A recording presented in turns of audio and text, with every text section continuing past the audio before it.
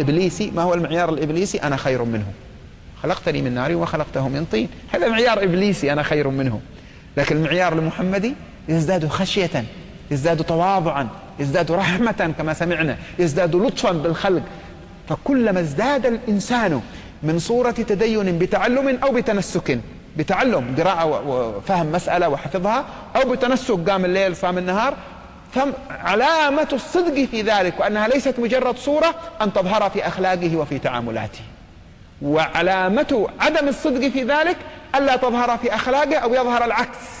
كلما تعبد أكثر كلما غلظ أكثر. نرى بعض إخواننا هدانا الله وإياهم كلما التزم أكثر كلما اكفهر وجهه أكثر، كلما التزم أكثر كلما صار حادا مع الناس أكثر، كلما التزم أكثر كلما احتقر المجتمع أكثر، كلما التزم أكثر كلما صار قاسيا مع أقاربه غير الملتزمين أكثر. من أين جاء هذا؟ ما هكذا كان الالتزام؟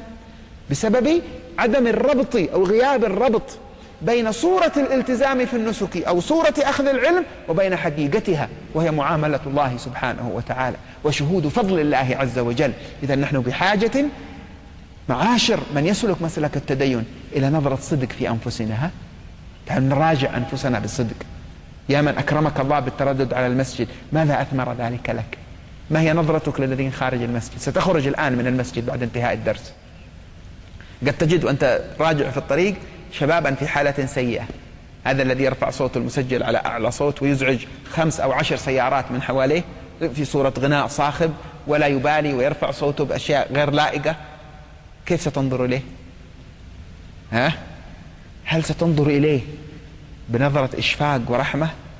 يقول هذا ما سمع الذي سمعنا، يا رب كما أسمعتنا ووفقتنا أسمعه ووفقه. وإذا مررت ونظر إليك تبسمت في وجهه وقلت له السلام عليكم ورحمة الله وبركاته ومريت بهدوء، أثرها في قلبه كيف ستكون؟ أما إذا خرجت من الدرس شعرت أنك عندك شيء من التدين وتعلمت أكثر وصليت في جماعة وخرجت ووجدت ذلكم الرجل، أعوذ بالله من الشيطان الرجيم، أعوذ بالله، إيش هذا؟ تنظر إليه نظرة الاحتقار. هذه ليست استعاذة بالله من المعصية. ما هكذا تكون الاستعاذة، ما هذا مسلكها. هذا الفرق بين العلم الرباني العلم المحمدي بين العلم الإبليسي. كان يذكرون عن طالب علم تحير، أذهب عند هؤلاء أو أذهب، لا، رأى حلقتين مختلفتين، هؤلاء يقولون نحن كتاب وسنة، هؤلاء كتاب وسنة، واحتار أذهب إلى هؤلاء أو أذهب إلى هؤلاء. ذهب إلى أحد الصالحين يستشير وقال أنا أحضر هذا الحلقة أو هذه الحلقة، تعال أريك. أخذ بيده ووقف في الحلقة الأولى، هذا إنما من باب الاختبار للمعرفة. وقف في الحلقة الأولى هو الطالب والحلقة غاصة والشيخ يتكلم. فلما رأى هذا الواقف الشيخ التفت إليه قال اجلس، ما لك واقف أنت والذي معك؟ قال ما أريد أن أجلس في درسك. قال لماذا لا تريد أن تجلس في درسي؟ قال في نفسي شيء عليك. قال وأنا في نفسي 1000 شيء عليك، اخرج يا شيطان لا تخرب درسنا. طيب. قال الشاب الذي يسأله قال هاي نخرج قبل أن يضربوننا. هم الشاب ذهب إلى الحلقة الثانية ووقف. الشيء أثناء الدرس التفت قال هلا جلستما؟ انظر الفرقة، اجلس بين هلا جلستما؟ قال أنا ما أريد أن أجلس في حلقتك. قال لماذا؟ قال في نفسي شيء منك. فأكب وجهي وبكى الشيخ.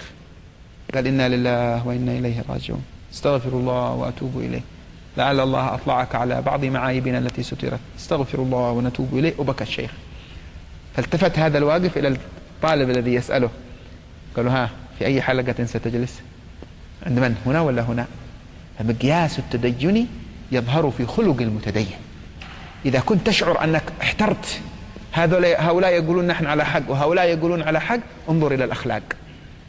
أينما كمنت الأخلاق الراقية كمن الدين، أينما كمنت الأخلاق الراقية كمن العلم، ومهما نزعت الأخلاق الراقية فلا دين ولا علم. لا يمكن أن يكون دين بغير خلق، لا يمكن أن يكون تدين بغير خلق، لا يمكن أن يكون علم بغير خلق.